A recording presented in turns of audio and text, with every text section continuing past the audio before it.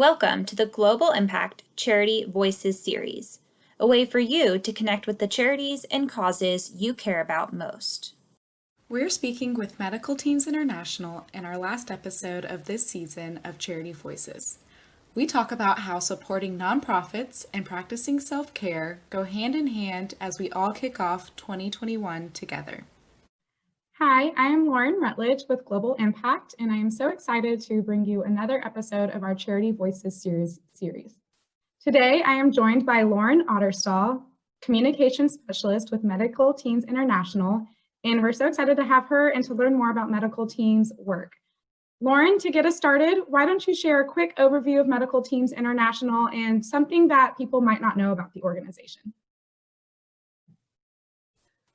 Thanks, Lauren, and thanks for having me here. It's great to be here. I'd love to share a little bit about Medical Teams. Medical Teams International is an organization that provides life-saving medical care for people in crisis around the world, such as survivors of natural disasters and refugees. We work all over the globe in countries such as Bangladesh, Lebanon, Uganda, Tanzania, Colombia, Guatemala, and even here in the United States. And part of our mission is that, we care for the whole person. We want to care for the physical, the emotional, the social, and the spiritual aspects of a person, because all of those things are important when you're caring for the health of an individual. One thing that people may not know about medical teams is that in the countries where we work, we mostly hire local national staff. People may not know this because medical teams originally started with a volunteer model where we would send volunteer teams from the US out into a disaster response, even if for the long term. That's still a part of our model. When a disaster strikes, we want to get our feet on the ground as soon as possible. Once our feet are on the ground, if we realize it's going to be a longer response, that's when we start to look to hire local national staff. Even in the middle of a global pandemic, other disasters still come up. This year, in addition to COVID-19, we responded to the fires in Oregon, the explosions in Beirut, and most recently, the Guatemala hurricanes. When someone loses their home or even their family members due to something like a landslide or flooding, which literally happened a week or two ago in Guatemala, they have to flee to a shelter nearby where they're exposed to even more risk right now because of COVID-19. So what's helpful in these challenging situations is that we already have deep roots in these communities.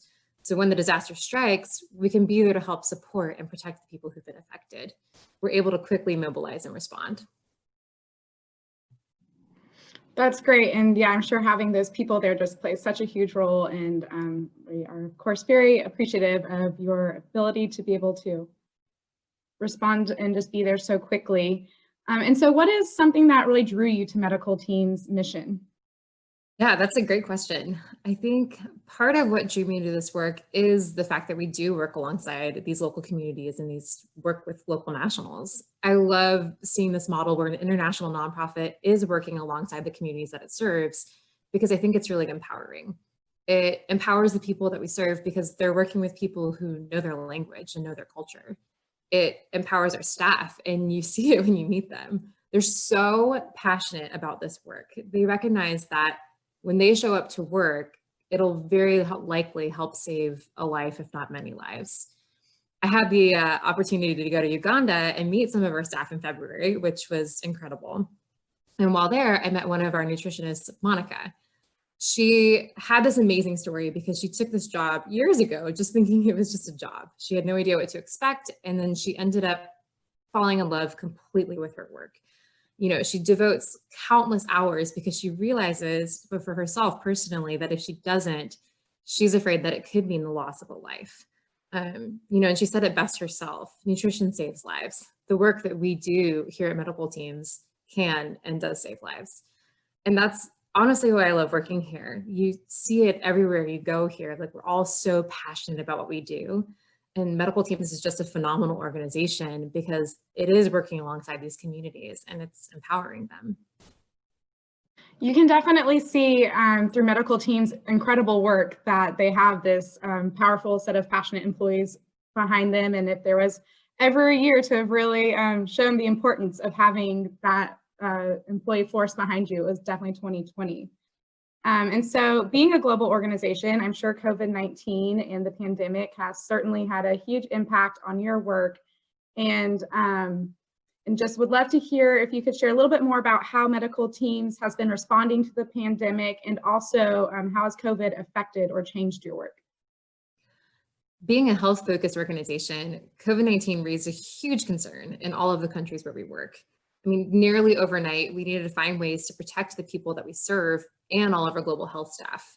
In Uganda alone, we have over 1,800 staff, most of whom are health workers, and they suddenly all needed exponentially more PPE or personal protective equipment to protect themselves against this disease that we knew hardly anything about at the time. In Bangladesh, we work in the world's most densely populated refugee camp, Kutupalong, where there's over 100,000 people per square mile. You can imagine that in that environment, social distancing is nearly impossible. What's more, when the pandemic hit, other health needs didn't cease to exist. It just adds to the equation. So when we were met with these challenges, our teams quickly pivoted. Our logistics team sent the PPE that was needed to our global health staff to continue to provide medical care and to protect the people that we serve against this new disease. We serve over 1 million beneficiaries each year, and with PPE, our staff was able to go out into the communities to reach these people and to teach them, hey, here's how to protect your family against this. Here's how to protect yourself and each other against this disease. And we pivoted health facilities that we have around the world. We needed to create new safe staff quarters in Uganda so staff were able to self-isolate and protect each other from spreading the disease in case one of them caught it. And then we converted a health clinic in Bangladesh into an isolation and treatment center for COVID. It's had a really high success rate. Most of the patients that come out of there have all been able to safely recover, and then it's prevented the spread of that disease in this really densely populated refugee camp. And then here in the United States, our mobile dental team quickly pivoted and started using some of their vans to do COVID-19 testing across Washington and now Oregon.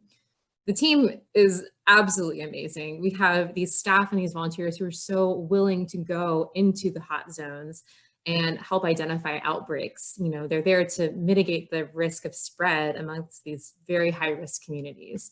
And so far, we've been able to hold 350 testing clinics and test over 18,000 people.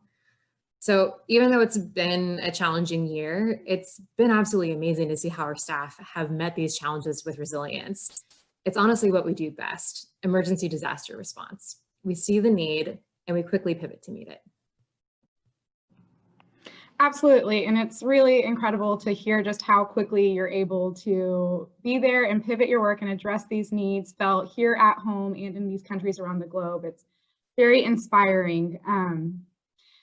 So during this time of year, the new year coming up, you start having people looking at setting goals for themselves or looking inward on how they can better take care of themselves. And with 2020 being such a tumultuous year, as you mentioned, there was the pandemic along with natural disaster after natural disaster. I think people are really feeling the importance of this idea of self-care now more than ever. So what roles do you see charity or supporting an organization like Medical Teams International playing in someone's self-care? Yeah, that's a great question, especially this year with everything that's been happening. I think supporting this work and practicing self-care can go hand in hand in so many ways. There has been so much commotion in the news in the US this year that it can all feel a little bit discouraging or overwhelming at times.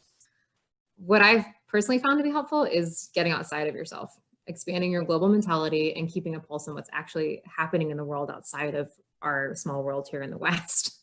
It can offer perspective and even hope to remember that while life can be a bit overwhelming, there's still good happening in the world and you can be a part of it. Something as simple as becoming a monthly donor so that you stay in touch and see the good that we're providing together can be a really helpful and grounding reminder. It's a reminder that you're not alone and that the people that you're serving are also not alone. I've been thinking about this concept a lot this year, that it just really takes a village to be able to do what we do. It takes the health workers on the ground who show up and who care for the people that we serve. It takes a person, that we serve trusting and believing that the healthcare that they're receiving can help them and their family, and then showing up to the clinic. It takes a person sitting at home at their computer and deciding to click donate on an email to support this work. We're all a part of this work together, and I think it's helpful to remember that and to contribute to something bigger than ourselves. I absolutely agree. And especially as we've been finding ourselves so confined to our homes and our little bubbles over these past few months, it is really important to think outside past our personal communities and what's happening around the world. And really this pandemic in a strange way, has been a connector for us to people. You know, we're all facing this same challenge here. The challenges look very different, but the base of that, we're all looking at this pandemic. And so I agree that that's such a beautiful way to be able to support your neighbors around the globe. Is a great way to also support yourself. And so to kind of build off this idea of self-care, and you referenced resiliency when talking about your work around COVID, what I'd just love to close out today and hear from you in what's through your own personal lens or through Medical Teams International's work, what have you learned about resiliency over the past few months? I gotta tell you, Lauren, I love this question because I think it's been such a strong theme this year. What I've personally learned about resiliency is that we're all capable of enduring far more than we think. I often think about all the things that the people that we serve have endured. It's honestly a little bit overwhelming to think about sometimes. But one of the cool things is that a lot of our global staff are actually former refugees themselves. And I think that is particularly inspiring. They personally said it. I mean, I remember them hearing them say this, that they saw how people helped them when they were in a time of need. And then they decided that they wanted to go and do the same for others. I think that's something that enduring difficult circumstances gives us. It turns up the dial on our compassion. It helps us to see the needs that exist for others and to decide to help to meet those, to provide and serve in a time of need. Again, very inspiring, and I think just a great reminder when we're looking back at 2020 and everything, that all the challenges it has brought us, but also finding those kind of strong and good points and the good things that it did bring us. Well, Lauren, thank you so much for joining us today. It's been such a pleasure having this conversation with you and to have this opportunity to share more about Medical Team's really incredible work that you are doing, and to be able to share that with our audience. And if y'all would like to learn more about Medical Teams International, you can visit our website at charity.org/give. And Lauren, just thank you so much again.